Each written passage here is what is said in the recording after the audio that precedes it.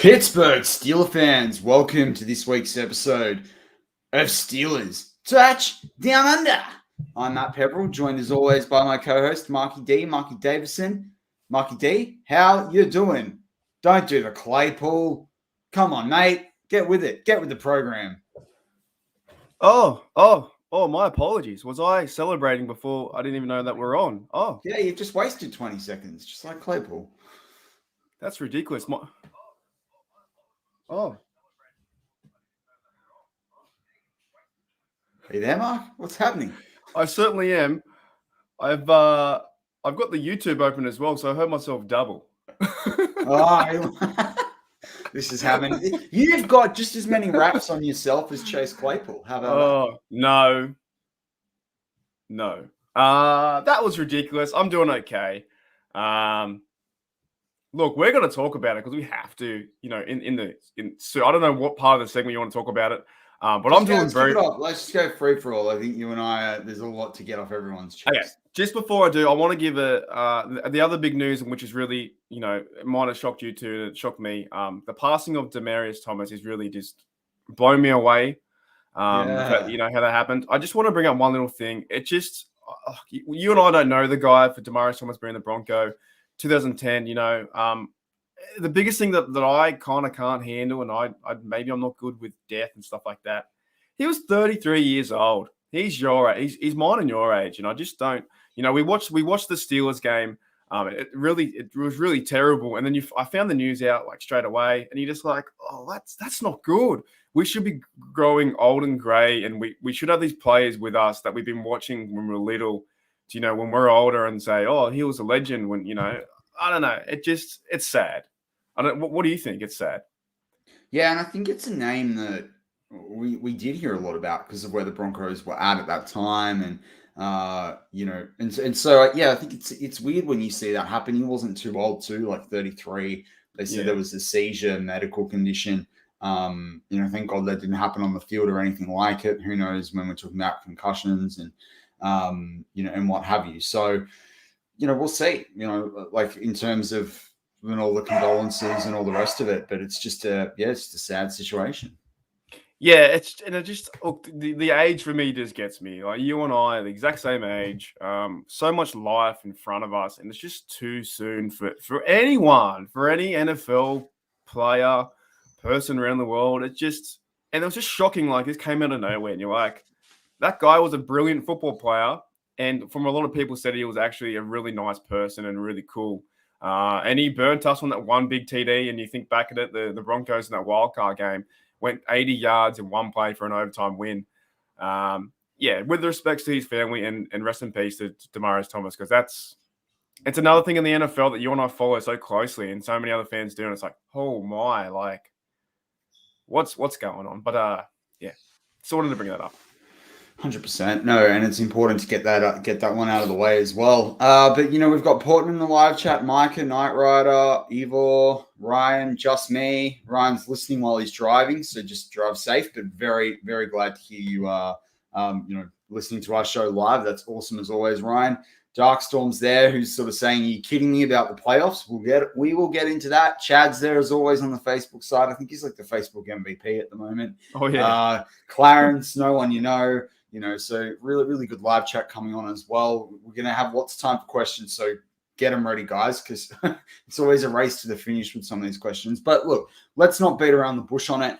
As the title says, I think it's Valhalla for Big Ben, from the Hall of Fame, whether it's this season, next season, whether he's leaving, whether he's not. I think you come into this game and you do what he did, bring them back, that spirit, great from Big Ben, but he can't do it all. And I think, Mark, the game just left me. I'm not going to be a hater on it with the Steelers. But, of course I'm not. I'm a passionate fan. I dedicated a lot of time to week to this fandom and what have you. But there's some people in the live chat are saying, I think to get to 500 this season will be, that's probably where we're sitting. Look, wouldn't surprise me if this team makes the run, but they're just too short on the defensive and offensive line. It's just obvious when even the plays they make that are good, they're relying on, Najee beating 3 blokes, Freiermuth taking a great catch, Deontay, catching, even though he's catching the ball, even though he's being fouled. Like it's not enough, and you can't give a team, a 23-point, head start. Like, it's just not on. Well, then it went to 29. Yeah, went from 20. But I mean, like that 3 quarters, right? Through 3 quarters, they did nothing, right? And then they almost, scored in that third quarter, and then it got to the 29. But to me, like, they didn't do anything until the Vikings had put up 23 points. Well, it's been a current trend for the last few years. We just a slow starting offense, and now that our defense isn't good anymore, we cannot stop the run. I'm not too sure how many yards over 5 games we've let on the ground. It must be around 800. It must be easy around 800 yards in 5 games. We just cannot stop anything. We're not ready. And then we come back in the third, fourth quarter. I think we scored 42 points in the fourth quarter to almost, like, that game was going to almost could have been tied with the Freiermuth drop. Now, that was a great pass from Big Ben, a huge play. Big Ben played pretty well, but to get the whole game together and play 4 quarters, we're not doing it. We're just not around that. And I'm still very hopeful that we can pick it up, as always. Like, statistically, we still can. We're only 2 games back from the North. If the Ravens lose tomorrow and the Bengals lose, we're 2 games back, and we still got to verse the Browns and Ravens in the division. And if the Bengals start to falter, we have a chance for the division and maybe a 7th. But it all starts with the Pittsburgh Steelers actually winning games, actually turning up. And you can't play in 1 quarter and then they're not the 4th. They got to play a full game. They haven't done it the whole year. Errors from Ray dropping the ball to Claypool, like we said, we'll talk about. Playing selfish football. We had a massive drive from the start, and Claypool goes ahead and puts his hand in the guy's face and says, "Hey, mate, how's it going?" And you just can't do that. It's such selfish, stupid football. Even to a certain degree, I would say that Claypool got lucky when he fumbled, because that was a fumble. That was a fumble all day, and they reckon that his shin got down, And then the last play, you're celebrating to do a tomahawk or a first down point, and you miss about probably 15, 20 seconds.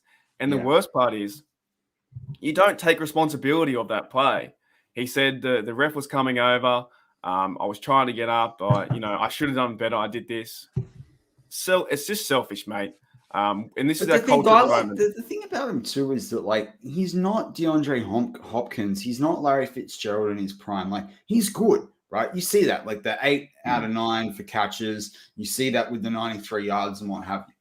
But mate, you haven't done it. Like, you're less than 2 years into your career. You haven't done it. Like, and as well, it's like what we talk about with the whole, celebrating interception and that, when you're down by points, in the end zone and the rest of it. Like, you gotta, I was watching a YouTube highlight. I just found someone random, was talking about the Claypool bit, and they played the clip. And the guy basically said, Claypool is an incredibly talented receiver, and this person said he's got to be the most tone-deaf player in the NFL. And it's hard to argue with it. It's really hard to argue with it. Like, I don't understand. Like, and then you've got, on contrast, you've got someone like Deontay Johnson, who is the team's wideout number 1. It's killing it. Making an awesome, step to the side, breaking a tackle to get out of bounds and give the Steelers another shot. Like, the maturity difference, he needs to take a leaf out of that book. Like, and I've seen criticism in other shows around whether it's Ike Hilliard and what have you. But I cannot imagine Claypool doing it, or this stuff, or to this level and frequency that he's doing it if Darryl Drake's still around. Yeah, it's a very good point. There's just no maturity around being a player. And I bring it back to this point all the time. These fellas are NFL pros, your age comes into it. But at the same time, if you got offered a big job in a big company, you turn up and you wear that suit as clean and as sharp as you can. Yeah. This being the Pittsburgh Steelers uniform needs to be clean, sharp, respectful.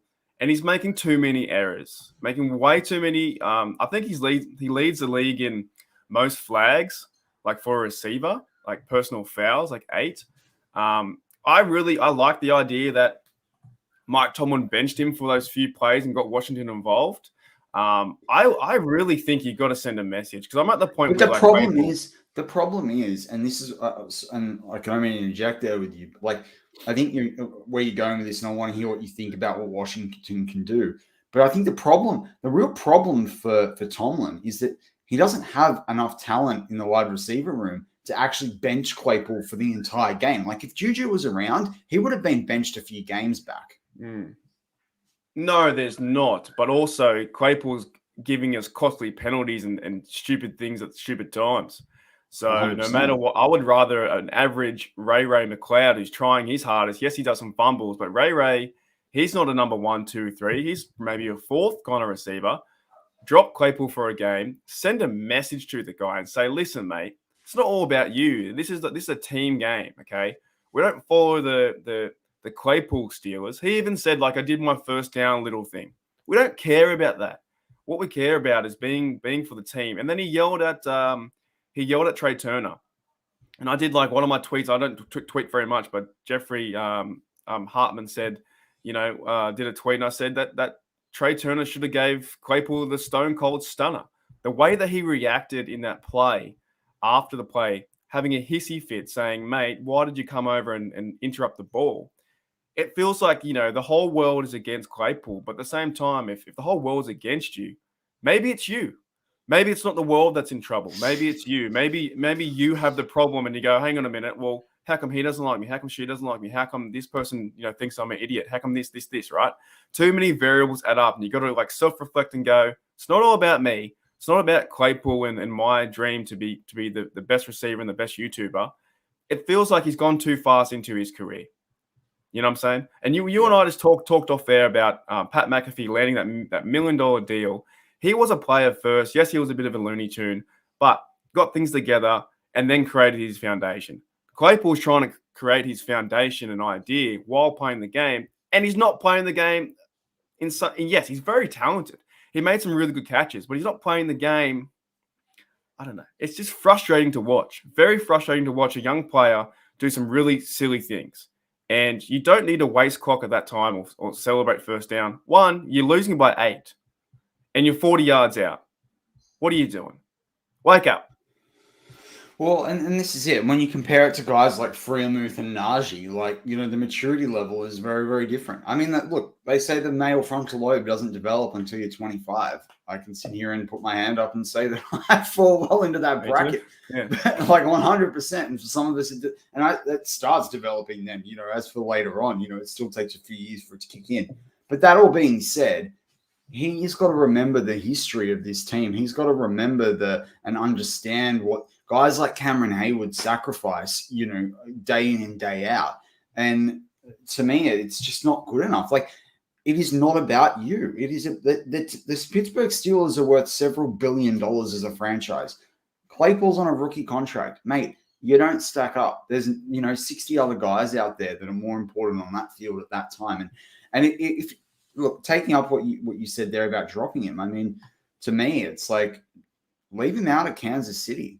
All right, don't take him. Leave him at home, and let him watch it all and be away from it, or take him and make him watch what he's missing. It's one thing if he thinks it's such a good thing to be out in front of everyone and make the big plays, sit there and play, watch that crowd go off, and you don't get to be a part of it. But, a lot of people are talking about Tomlin and losing the locker room.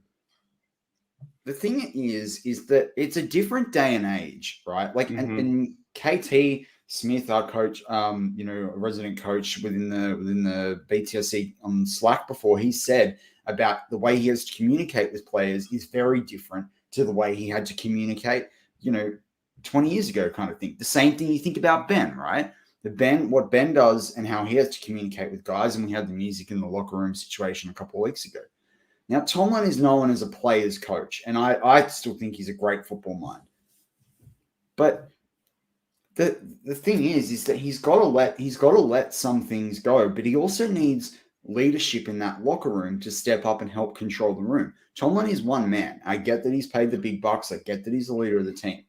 But it also comes down to the veterans. And the thing is that in any team, right, any team, regardless of their history, regardless of the great players they might have in the locker room or what have you, when you're not winning and not winning consistently, or you're playing badly, people arc up, people act up, people see, any opportunity. For some people, it's just their human nature where they start to go off and they think about themselves. And, I think it would be very different if we're winning the games, we had guys in the locker room, and someone brought up earlier about Tuitt, and they would like to know what's going on with him, and I think you tend to agree because there's a lot of money being spent on Tuitt, and I'm sitting here going, do we even bring him back next year? Like, the Steelers, do they need to move on from him? Whether it's a trade or a cut or what have you. And I don't want to cut someone who's mourning the loss of their brother, but like at this point, the gap on that line is just, and you can't fix it now. It had to be fixed in the first month of the season.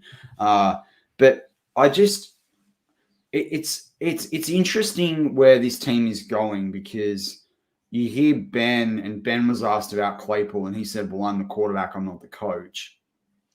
It's also like, it's not on top. Like, at the end of the day, when a team, like, the coach can set a team up to win. If Tomlin was not setting this team up to win, they wouldn't have come back in this game, and they wouldn't come back against the Chargers. That's not on Tomlin, right? The players have to execute. The players are out there missing tackles. The players are out there dropping catches. The players are out there, missing blocks. The players are out there letting, you talked about 800 yards. I looked it up while you were talking. 550 yards in 3 games. If you look back at other seasons, that's like a third or half a season's worth of rush yards. Like, not on, right? And so, to me, and then you have other bright spots. Like, I thought Akello Witherspoon stepped up this week, and he's a player that apparently, when he's feeling good, can play really well. You didn't see him going, nutto around the sidelines. I think Claypool needs a good, hard off-season to look at himself. But what I would say is that he and Juju are very different. It actually puts what Juju was doing last year into perspective. Juju wasn't doing, whilst he was having fun and doing things, and people would rather than focus on the game, Juju's still a go-to for Ben. Juju doesn't make the mistakes that, that Claypool's making. Juju doesn't taunt the way it's less about a me thing, and it's wanting to have fun. And, that's just his personality. And you've seen that even now when he's been injured all off season.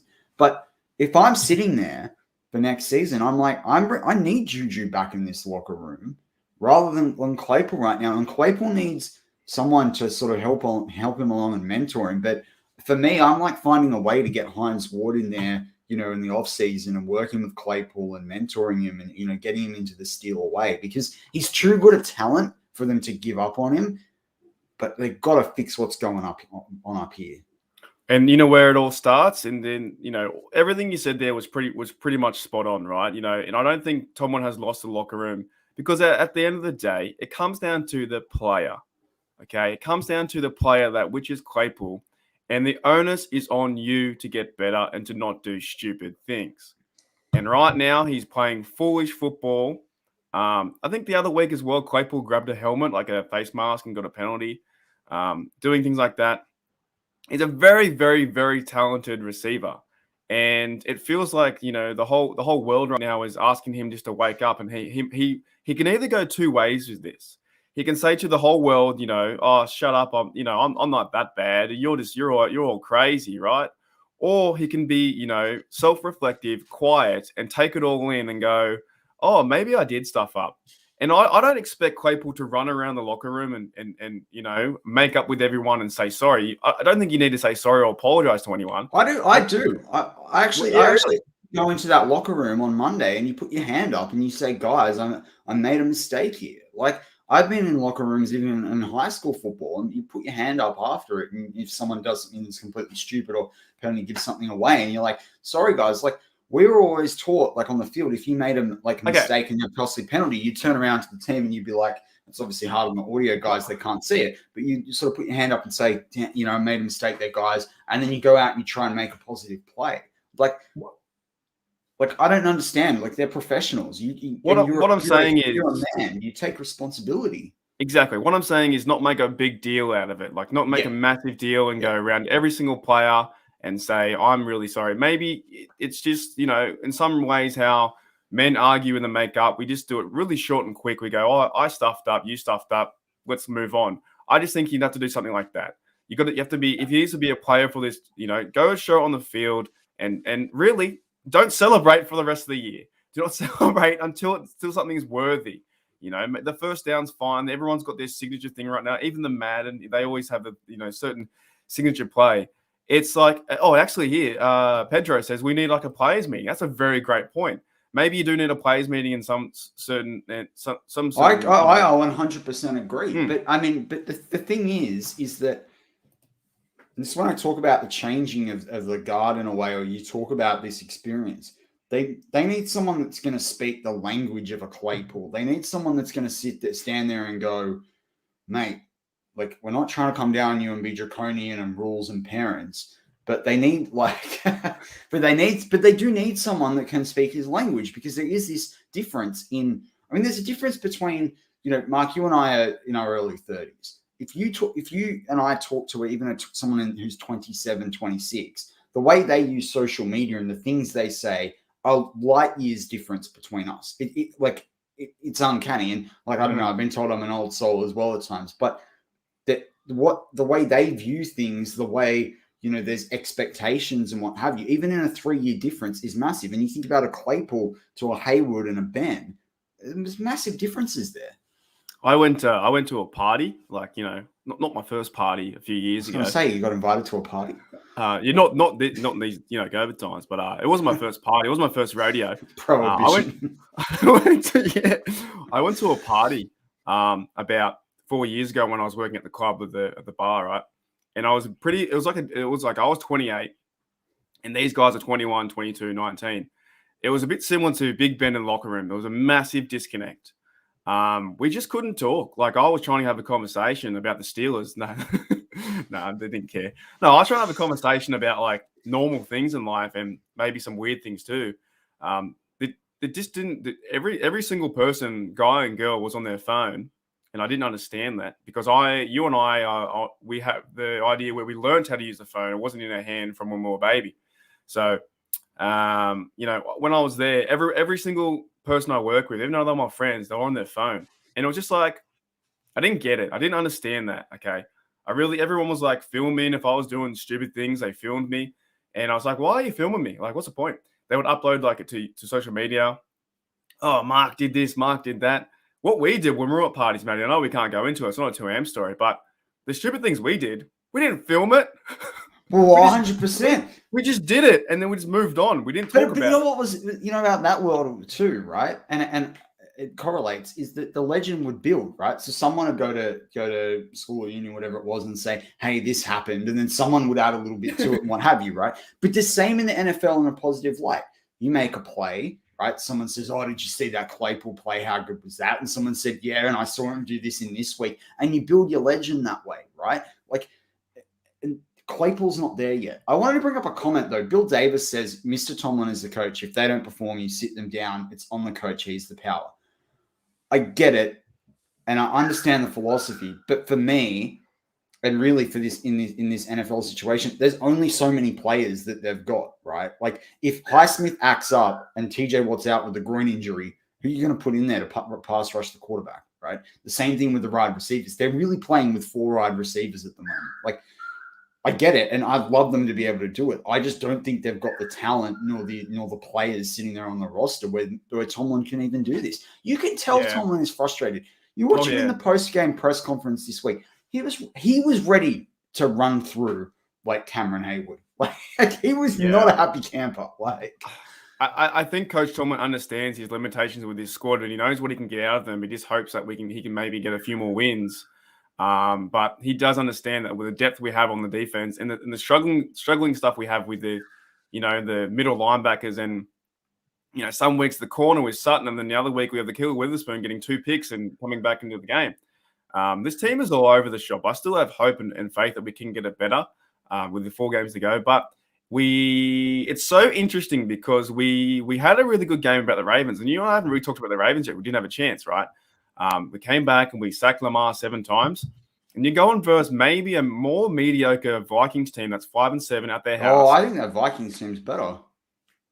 I just think I reckon that Vikings team is a better team than the Ravens team. The Ravens got lucky against, but this is good. This is good that we got a difference of opinion on this, right? But I think the Vikings only just got over Detroit, only just beat like a miracle to Chicago, right? The Vikings beat the Green Bay Packers, who put it on us. I think the Vikings are a better team than. I'm just going to agree with you because I don't like to argue.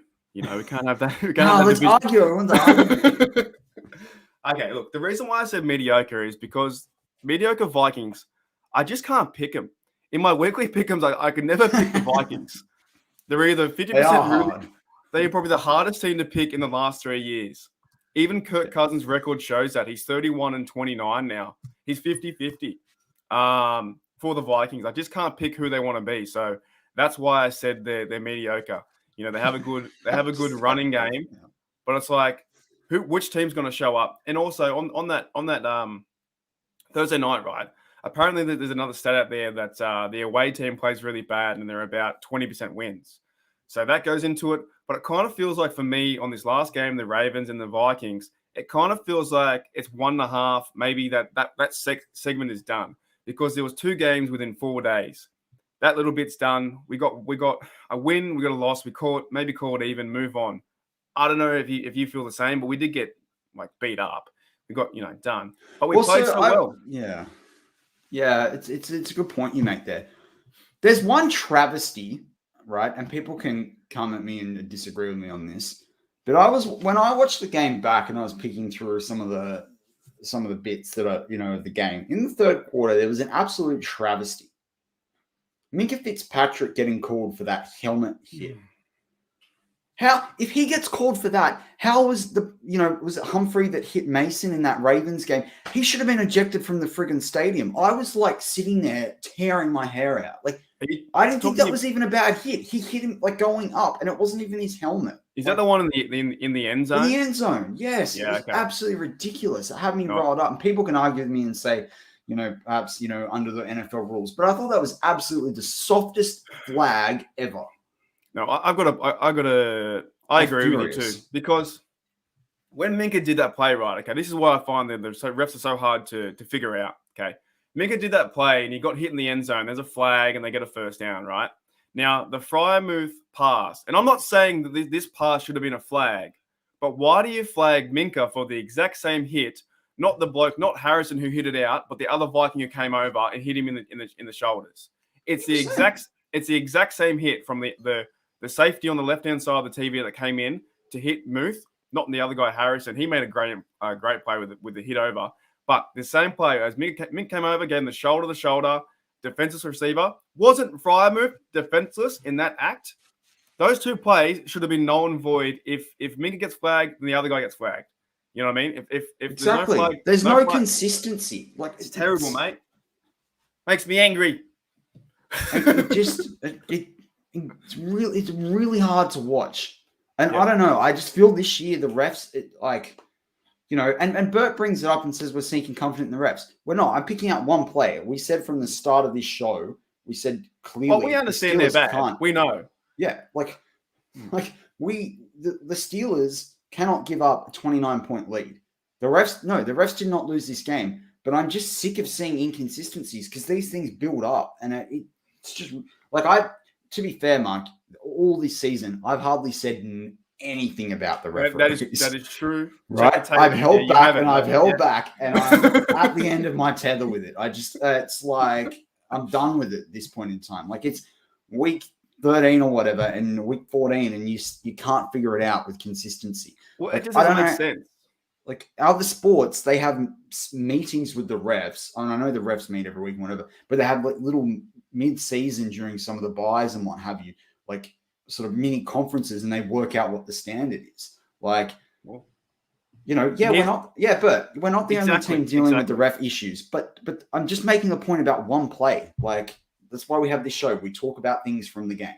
Like, but that's a good point, though, that, we're not the only team dealing with refs. Exactly. The refs are horrible in every single game. That's the point. That's what we're trying to get at. It's been so inconsistent throughout the whole league and the whole year, and it feels like they're controlling certain parts of the game. They even missed a few times. Dan Moore Jr.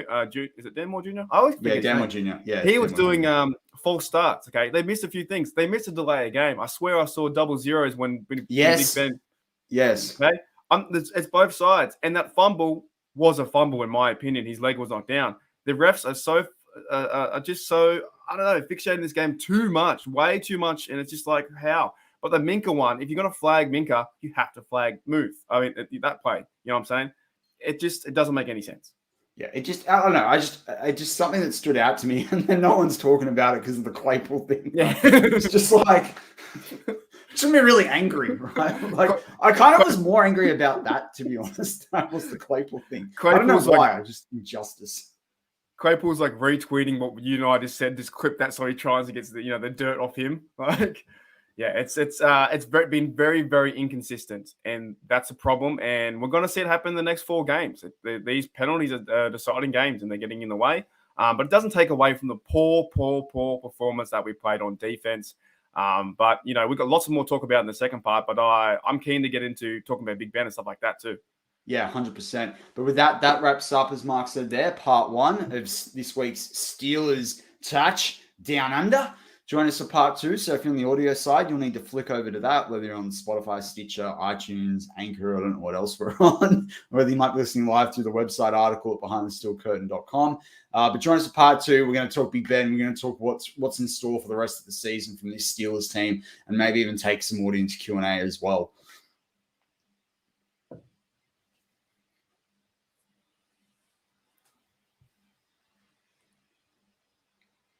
And we're back on Steelers Touch Down Under. I'm Matt Peverell, joined by my co-host, as always, Marky Davison. Mark, you know what time it is? It is slinging the slang time. Just as Big Ben likes to sling the rock, and he had to sling it a lot in the 3rd and 4th quarter, it's our opportunity to sling the slang. But you're waving at me. What's happening? Well, I was just, as soon as you said Big Bang Theory, my word, it's too early. Kaylee Cuco on Mark's, man. Jeez Louises. Now you really got me duffed up. Okay, I've got one. But Big Ben, how good was Big Ben over the middle, slinging the rock to Washington? He's getting more and more zip on this ball, and I love that play. Okay, back to reality. My slang this week is silly duffer. Now, I don't know if a lot of people knows what that means, but like duffer means like an idiot, like stupid, and when you call someone a silly duffer, they just done something really, really dumb. So, I have to give my award or my slinging the slang this week to Claypool. He's a silly duffer. Just do better, mate. Just do much better. A bit more affectionate than that. I mean, I did see someone in the live chat. I said someone in the live chat, we should ease up on him now. Yeah, he didn't lose the game on his own. But no. Yeah, I remember as a kid always being called a duffer by my mum. Like when I do something. Yeah, you silly duffer. Yeah. Like if you're holding your ice cream and you drop them, like the scoop falls on the floor. Like yeah. I just thought it was funny. What's yours this week? As I butchered that. What's yours? That's all right. I had one similar, which is like your silly galah or your flaming galah if you're more flaming galah. And a galah is actually an Australian bird, but they have a reputation for being quite silly and making a lot of noise. So often we'll call someone who's stupid or doing a stupid thing, a galah. And Chase Claypool, bloody galah. That's it, mate. From the 2 Australians, he's probably like, what are these 2 words? What are you talking about? They're not, and we're not adding Tron to something until we've earned that title. Oh, that is true. Well, yeah, he also did come out too fast, didn't he? Didn't he come out with merchandise within the first year? Like how? Like you're nothing yet. Just do something better. Just play better. And then start to build the merchandise. What's it called? Mapletron. I don't mind. Like some of the stuff is actually like kind of cool. But yeah, I just pick your moment. But the other thing that I was thinking about this week, right? And I want to get into talking about whether the Steelers are going to make the playoffs and whatever. We talked about the leadership. We talked about the history. We talked about the culture. And I was thinking about that fun fact that sits there around the Steelers and the fact that like every Super Bowl we've ever won has had Mean Joe involved, whether as a player, he's scouting, he worked as an advisor at one point as well. I kind of think this offseason, they need to spend a bit of time, and maybe they get a weekly message from Mean Joe, but they needed to. I just feel like, particularly with Ben going, and he talked about the difference in the culture. We've talked about the difference in the culture. Ben talked about the music and Dan Rooney and what have you. I think we've got to find a way to bring back some of these guys with the history. And you talked really, really, really well last week, Mark, around Ryan Clark, who just, like, of course, he came out straight after the game, slamming Claypool. I don't mean a guy like that that's played for the Steelers. I mean like a legend, like a Heath Miller, like a Hines Ward, Lamar Woodley, Farrier, like, those different guys from the 90s as well. Like, I just feel like these younger guys, it can't just be up to the Cam Haywoods of the team to bring these guys through. If we as the fans are going to sit here and care about the jersey and the history and the colors and the steel away that's started to pop up like the Patriot way, and it's sad that we even have to call it the steel away. Like, we just knew that it's what you did as playing as a Pittsburgh Steeler. But I think we need to bring some of this back, and I think it starts with Mean Joe. For me, I think we need to find a way to bring him into this team. And I know he's like an older bloke now and what have you, but even the way you hear, the Football Life episode with Stallworth and Lynn Swan, you hear the way Stallworth, like, he had some leaner years. He knew that he wasn't, the number one for them, but he was a go-to. And you look at these plays when, Swan was, double marked and what have you, or, double man coverage and what have you. And the plays that he made, like, that's the attitude, the selflessness that we need to get back into this team. Yeah, they almost need like a Mean Joe University, what I find funny, just a lot of these players don't understand the law and the history of the NFL. Maybe the NFL to a certain extent, and maybe even the Steelers, It doesn't seem like they want to buy into learning about the players in front of them and getting ideas around that. Like, why don't the players, like, for instance, Najee didn't even know there was overtime in the NFL.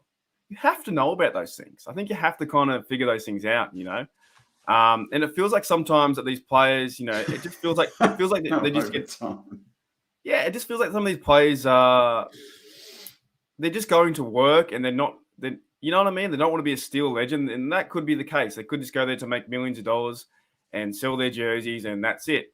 From a fan perspective, we kind of want them to get behind it and learn the history about Hines Ward, learn the history about Troy, learn about Mean Joe, learn about those guys and see how they played the game and their techniques. It's one thing going to practice all week and getting told what to do and going certain spots, right? It's another to really grab a book and start learning more about the history of the Steelers and get behind it. So I don't know if it's a work thing. Maybe you have to put so much pride into your work to get more out of it, or if it's just they don't care. I'm not sure. I think it would be beneficial if you had some sort of guys come in. However, and the same again with Claypool. They need the player to respond. It's all good having these legends come in, and they do it. They do it all the time. They had the legends a few weeks ago for the some like I can't remember, like the presentation at halftime. They come in and say hello. Oh yeah. It's all good. It's all good talking to someone. If they're not listening though, there's no point talking. 100%, and that's the main point. Yeah, you absolutely hit the nail on the head. Absolutely hit the nail on the head. Like that's it. Are they willing to listen? Are they willing to take it in their stride? And that's where it goes back to what Bert was Bill Davis was saying about benching people. I'll put it to you this way. Imagine if the Pittsburgh Steelers offered you and I a job. I think we would be over the moon to do whatever it was, like social media or whatever, this and that. We'd be trying to formulate ideas, and we'd do our job, and then I would try and go above and beyond because I have the passion for the team. And that's why you and I even have a spot on this program here, because we have the passion for the team. It just feels like in some circumstances that they just play the game to put the pads on, and they're just playing football. They're not understanding who they're representing. But I can't understand it, right? See, everyone, like male or female sitting here, would love to play for the Pittsburgh Steelers, sitting here listening to this show, right? You sit there, you go through Pee Wee football. Then you go in and you do junior football, junior varsity, you do high school football, you do college. You spend, let's call it 15 years or so working through to get to the NFL, right? 15, 16 years. And then you get there, right? You're on a rookie contract. He's not a first-round draft pick. And even if he was, the money's not the rookie scale before. Just to me, like, I'm going to sit there and work not only to become a legend through, stats and winning football games and winning Super Bowls. I want a fat contract. Claypool's not acting like someone who's going to get a fat contract. Look at Juju last year, right? Juju has had a better first 2 years, and yes, I know he had AB there, but he had a better O line, in front of Ben. But he had a much better first 2 years than Claypool did. So but look, I don't want to hate on Claypool the whole game, but like he made a stupid play. We're allowed to do that. It was a really dumb play. He needs to be taken to the doghouse, as Viking Jerome says here. And something we can talk about, because it's like you just don't do that, and it's the culture we live in these days. And you just have to do. He said you have to do better, and he does. He just needs to do better, move on. But it is really like I just wish some of these players would buy in like you and I do. Like I would protect my terrible tower with my life at this stage because it just means that much to me. It's because like some spiritual kind of aura to it, right? And it just feels like these players put on the uniform, they're not playing the same way that me and Joe did. Like, and also it does look, there's skill level and there's motivation too. If you're very skillful, but you're not motivated to play, it's kind of like us in the rugby league, right? How many big fellas in the National Rugby League that don't run hard, and they can, they can run very hard in that line, and they don't go anywhere. So talent's one thing, but having the motivation to play and get on the blocks and do everything, and even to a certain point, right, Matty? There's only 60 players in the game. Like, come on, it's what I'm saying. There's not that many players in the game. How many times do you see near the end of the defense at the end, right? You have 4 or 5 plays left, and then you get to go home for a week, and that's it for the night. Why not put everything out there? Put everything on the table and say, this is our defense. We're going to, and we kind of missed that from the old days. And maybe you and I would have been a better podcast, probably the first podcast in the 1970s if it was around, right? That would have been more fun to get around those players because every player mattered to them. Every inch of grass, mattered. But these players are letting up. They're not playing very physical. The defense now is not playing physical at all. They should be embarrassed. That's what I'm trying to get at. So. Well, but you make a really good point, right? So Deontay Johnson, which I think is a pretty high snap count for even a wide receiver particularly, but he only was off for 2 offensive plays and played 97% of the snaps. Claypool was there for 44 offensive snaps and played 59%. Mate, you're acting like you're the number one. You got to earn the right to be the number one. You got to earn the right to be on the field for the number one. Like the fact that like Deontay is there for that many plays, you're a big, like the guy is 6'4", almost 6'5", and 235 pounds, and like he runs a 4.44 40-yard time. Like, I just like, and that's why I agree. Like, thanks, Minjo. Like, I'm not trading Claypool. Like, the guy's a talent. You can get his head right. You can make it work. But I'm sitting there. I'm like, this is the thing is, right?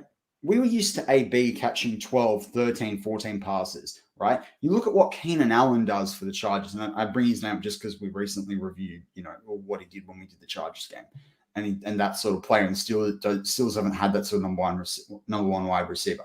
Claypool was 8 for 9 for 93 yards, and his head's not fully in the game, where we're all sort of saying, or he's not, at least, thinking laterally in terms of the moment and, whether I'm going to celebrate or not when I'm chasing a lead. Imagine if he was 100% tuned in and focused. Now, it's easy for me to say that. When the ball goes up to him, I'm sure he's 100% focused, but it's the moment that he brings it down, then what happens, right? But mental strength in sport is huge, and it's why some people take a lot of years to adjust to the pro sports, particularly the NFL, because they have to get that mentality right and that working, and they realize it's a lot harder than college. All I'm saying is, can you imagine a Claypool that does become mentally stronger next year? Like, even if he can respond after this game, right? Like, that would be really great to see. Like, Claypool actually has an opportunity here to rewrite the script massively. Well, it's even to the point that you got to push it on some of the rookies like Kendrick Green, right? How many times did he not snap the ball? Understand the snap count, or he has he's behind, he's the center and he's trying to throw the ball to Ben. They're just so off. Like, I just find it funny. Okay, it's skill level is one thing, but being prepared for a game is a complete another thing. Okay, if you're not skillful, but you need to go through your X's and O's and actually play the game. Now, Kendrick Green I think he got penalized 5 times or 4 times, or maybe not that, like 3 or 4 times. Just get ready. Just be prepared for the game, and if you aren't prepared for the game, put down the controller, stop playing games. maybe, go for a walk, clear your head, and just get around the idea of being a Pittsburgh Steeler and doing more preparation for what you need to do in the game. Because there's only 16 of them. And like I said, this game is so funny. We only hold the ball. I think the only ball it moves for about 35 minutes the whole game is live action, right? Now, these players are fit. They're much fitter than I am. And they're very much stronger than I am. But at the same time, you're only playing 60 plays. So get with it, and every play counts, right, in this game. And even Tomlin and all the other guys on Behind the Steel Curtain say, it's a game of inches, and it's a game of like 4 or 5 big plays. Well, this happened this week that Kendrick Green, I think, had 2 penalties for himself, getting pushed back on the line as well. He's not doing what he needs to do. And that's embarrassing too. And we talked about Claypool a lot, but he's been embarrassing. It's just, there's only so many plays on the offense, and if you only get 3 plays to move the football to a first down. Does that make sense? You know what I'm trying to get at? It's not like an 80-minute game with the NRL, and a lot of Australians can't watch the NFL for that reason because it's just so stop-start. But it's just, it's time to just man up, muscle up, and say, I need to work on my craft. I need to get better. What am I doing bad? Not what am I doing good. What am I doing bad, and what can I improve on? That is the key phrase there for me always. How do I improve? Because it doesn't matter if you're doing bad or you're doing good. You can always improve, right? Like I don't see. I don't want to hate on Claypool too much. I think he can come back from this. And Bridget Jones brings up a point around all the older players, where the Polomalus, Wards, Harrisons, Woodleys, Farriers, Millers, Aaron Smiths, these players are soft deepers. Exactly. And we talked about that in part 1. So if you listen to part 2, flick over to part 1. We did cover that. But Mark, I know you wanted to talk about Ben, and I think most people are now of the view, God, can we please let, and I don't say that in vain, like literally, God, please let Big Ben play another season for us potentially, and let's fix the O-line because he's still probably got it, and can imagine Najee, in year 2, and a Juju back in his favorite target. But I want to throw the floor to you in terms of, you want to talk about Big Ben. Let's talk about it. I want to start with the offense is not going very well at the moment either. Very slow, very stale. It's just check down to the receiver. It's we're not passing the football over the sticks. I don't know if that's Canada. I don't know if that's Big Ben. I don't know if it's a combination of both. It doesn't matter. Either way, at the end of the game, he's been playing pretty good. He's been getting this team fired up, and I like the fact that. Actually, firstly, I'll start with his comments, Howard. He said it's not his idea to go and teach Claypool. I find that a bit of a cop-out. I think I agree. You're the captain of the offense. Exactly. But Big Ben, he's so strange. Isn't he one of the strangest quarterbacks that we follow? Like, we love him because he's done such great things, but then he'll throw a pick in the end zone, and he won't talk to his receiver that he needs to get his receiver on par with him. And he'll you defer it to Coach Tomlin. But then he'll go out and sling a football to Washington over the middle, which was a dime, and that was a great play and have trust. And it's almost like, I think to a certain extent, Big Ben won't throw to Claypool now because he doesn't want to, because they're off on each other, right? And he'll throw to someone else, which might force mistakes. If he doesn't throw to Claypool though, like Big Ben sometimes has an ego like that too. We have to admit that he has a very big ego like that. He says he wants the ball, and sometimes he will say that it was the receiver's fault for the interception. So he's not the best to, we could almost like hark on him for hours, right? It's just, I think he's getting this team in a position to win, and he's the best chance I think we have to win this season and maybe next. And you're more of the cap guy, but maybe next season. You raise a good point there. Like, if Ben's going to cost more than $15 million next year, like it only needs to take team friendly again. And, people will go, Ben was never going to take that. But if Ben isn't going to take that, don't bring him back. That's just my honest view. They need the money to get better in so many other positions in this team, right? But and I think as well, you gotta go with the mindset that Najee is going to rule the roost until we get the next quarterback in here as well. And so there's a lot of talk about well, don't let him go unless there's Russell or Rodgers. Rodgers ain't coming. For me, Rodgers is going to the Broncos. Russell's not leaving. He came out this week and said he wanted to be the Seahawks for 20 years. Now, I thought that was really just to, save a bit of face, but I just don't see him going. They'll upgrade his contract.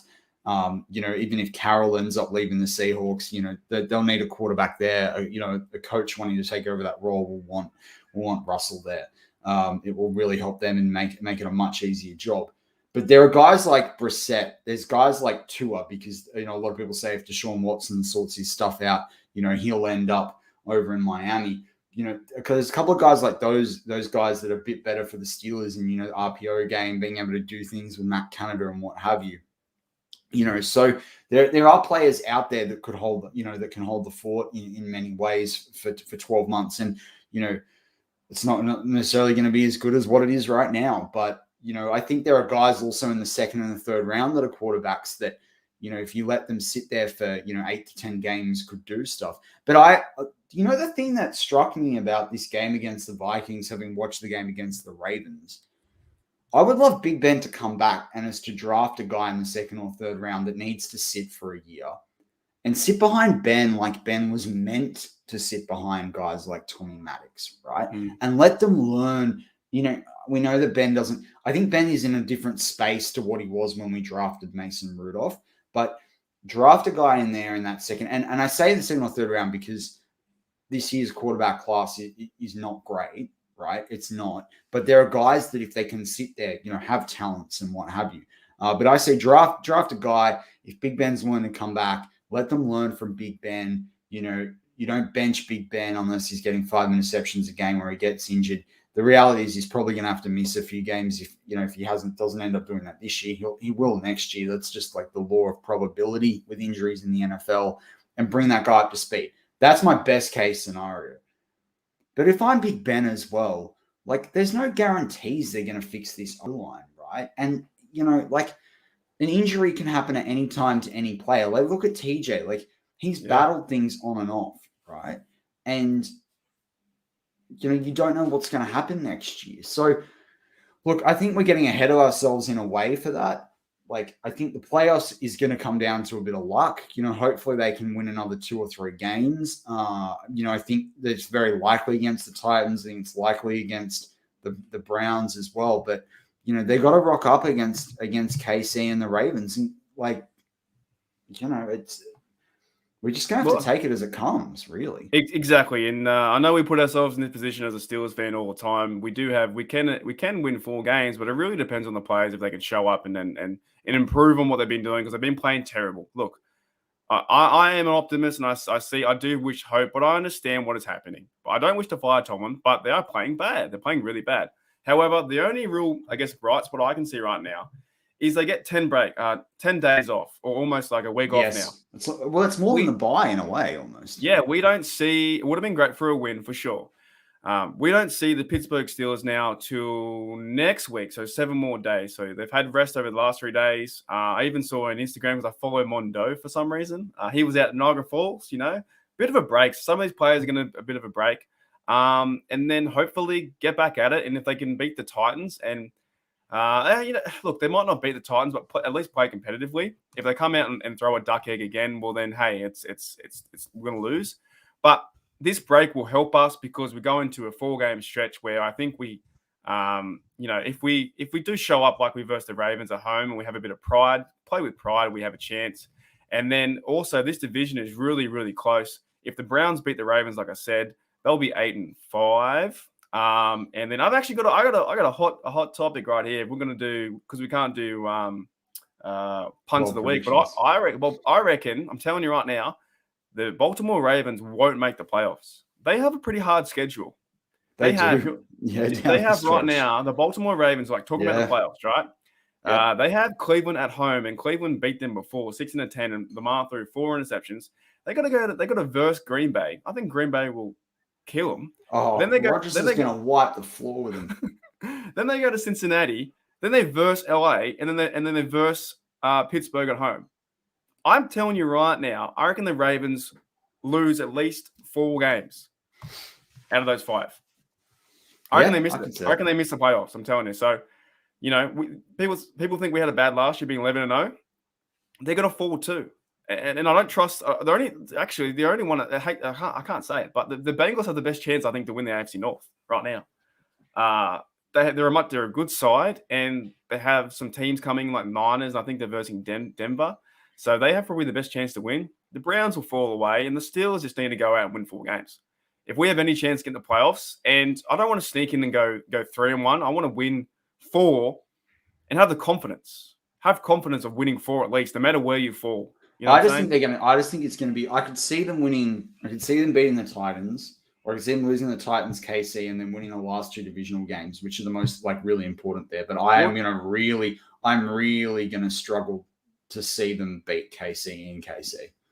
That could happen too, right? We could actually win the last 2 divisional games, and how the division would fall out, because everyone's kind of like 500 with each divisional game. We could be, what would that be, 8? We could be 8-1, maybe go in the playoffs. But you need 3. You need at least 3 for a chance, and 4 is, you just need to stack wins. But before you start stacking wins, you need to play as a unit, as a team. And we've been saying this probably at the start of our podcast, and that's the main issue. For the last 2 years, we've been saying, got to play as a team. You can't be selfish, can't do this, can't do that. 100%.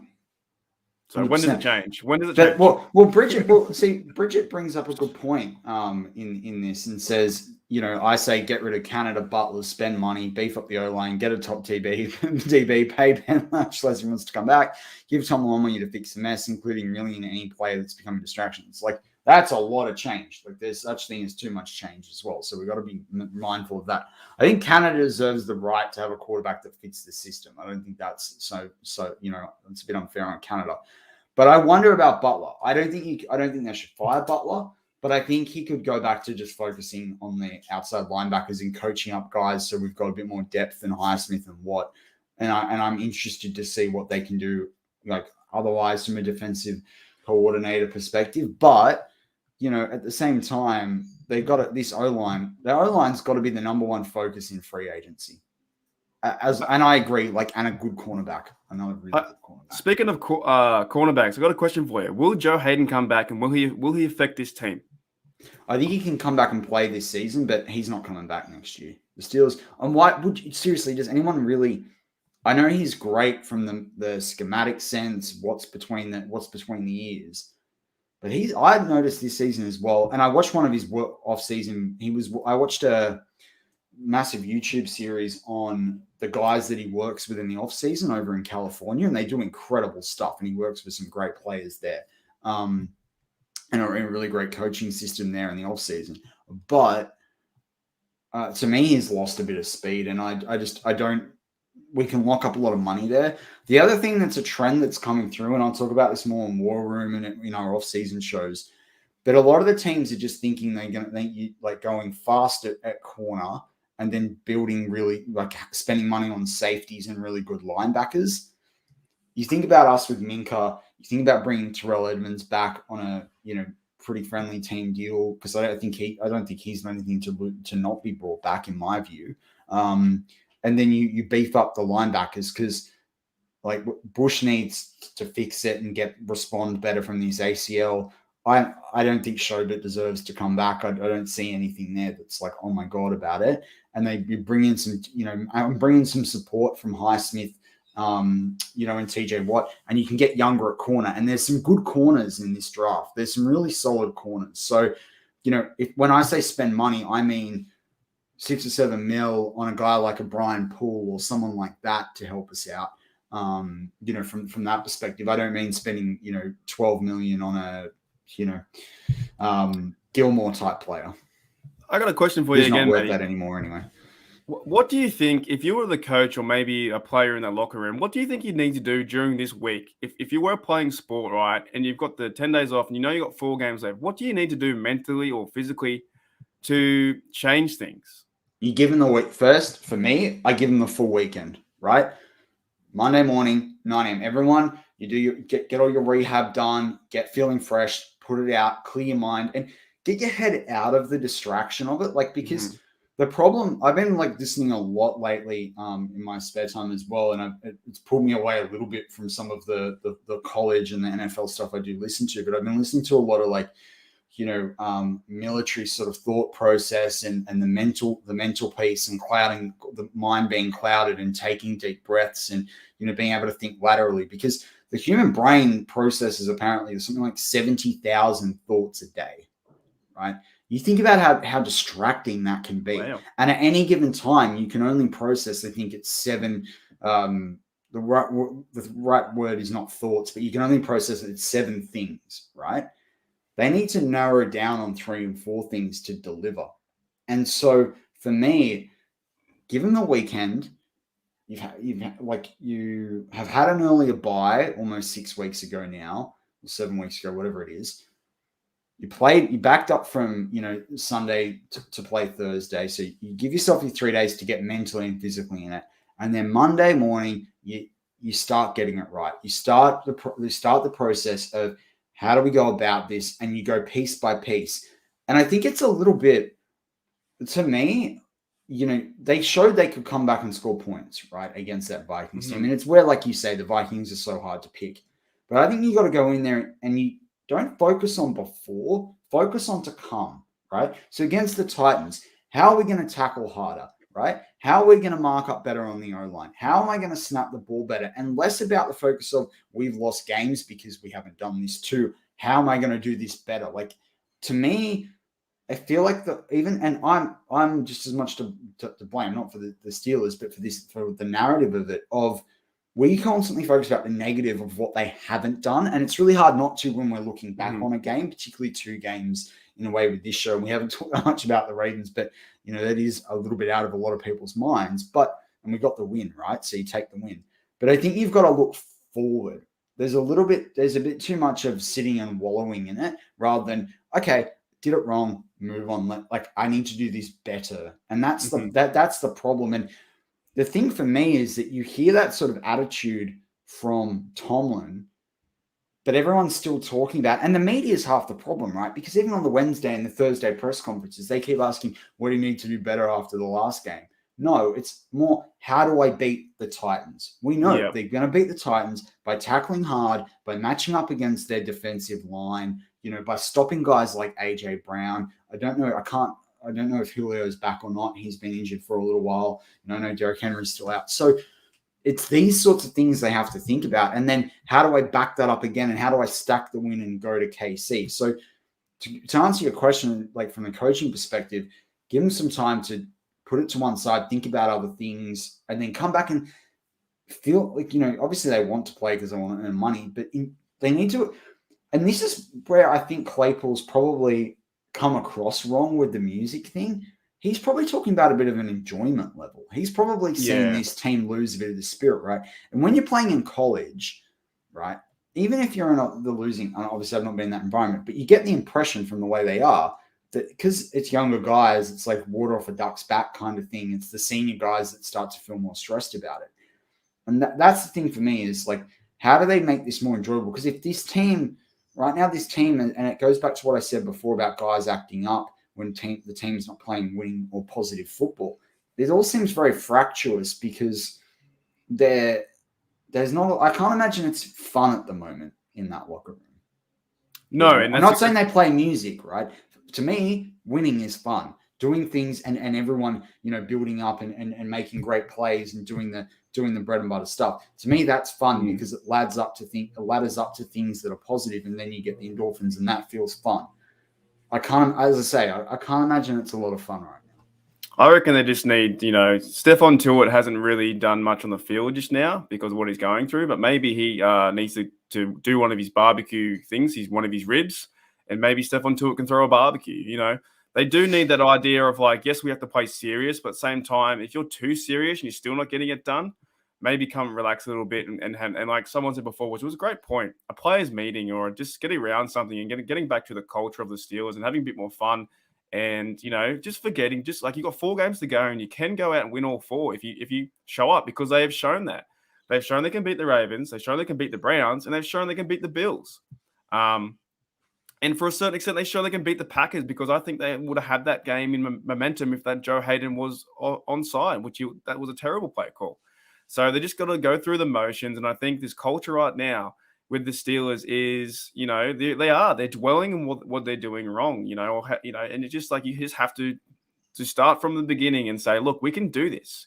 We can get back to fundamental football, tackle hard, and be where we need to be. Because at this point in the season, maybe it's not really schematic kind of things that are going on. Maybe it is a bit more hard, but they're not tweaking too much, are they, on the defense or the offense? They're not really tweaking too much. need to identify and make those plays happen. And it starts with, having a bit more fun, a bit more step in their preparation and being prepared for the games. And you've got a good break right now. You had a mental break now for the weekend off, and get back at it Monday morning, and just really rally around the team. And you and I don't see it. Like, we don't really see what's happening at training camps that much. You see bits here and there. They just need to get after it and realize that the playoffs are there. But they have That's it. Like, if they go on a 4-game stretch right now, things are completely different. Like, that's the thing. The talent is there for me. There's a lot of talent on the offense, and they can get better. The offensive line was getting better versus the Ravens game, and then they went backwards. DJ's playing. I do think with this team, I know let's say this because you bring up the point there. This team is missing too much talent and is too young. And I know people think that's an excuse, but to back up in 4 days after an AFC North football matchup against the Ravens, to go away to Minnesota where they've had to travel and the rest of it, that there was always going to be a difficult one. It's why I always had it as a loss. When we did it twice, I think I did too. Yeah, me too. The only reason I had it as a win, and people can go back and and it's definitely there. I only had it as a win because I thought Kirk Cousins might be injured by now, and if Kellen Mond was in, I thought we were going to pick him apart, right? But I always had them losing this game because you can't, like, as you said, that stat about 20% of the losses for the away team on Thursday night. But they had such a brutal game against the Ravens that there was a must win for them. Like, to back that up with the talent they got, that was just a bit much. It's much needed, and to win my point, it's much needed. The next 4 games, you have a lot of time off. Pretty much a bye right now. You have a 7-day bye, right? Get back at it and do what you said. Get right back at it. If they lose against Titans, probably done. A lot of people think we're done now. I'll never give up hope. I don't think we're done against the Titans purely because there's 2 games to come in the conference against the Browns and the Ravens. Right. But, yeah. So you tell me there's a chance. Look, in my head, they're done. They're not making the playoffs. In my heart, I'm like, I see a path. Yeah. Let's Bert wants the Steelers to fold over in a chair and just end it right now. So, I mean, it's just... Yeah, some fans, want us to lose 4, and that's fine. I'm going to cheer them on every single game, 100%. And they're going to bring us back in. They will. They'll beat the Titans. They'll beat the Chiefs, and they'll bring us right back in. And then they'll drop it against the Browns and lose at the death in overtime against the Ravens. But it won't be us. It won't be them missing the pass to Mark Andrews. It'll be to Freiermuth, right? And he'll get some bull. Oh, I was going to say that. It's some ridiculous, helmet hit that's not called. We'll see what happens. We don't know until it happens, and they have a week break. So let's see what happens, everyone. 100%. Don't lose the faith. Fight the good fight. So with that wraps up this week's Steelers Touch Down Under. I'm Matty Peverell. Marky D, as always. Go Steelers!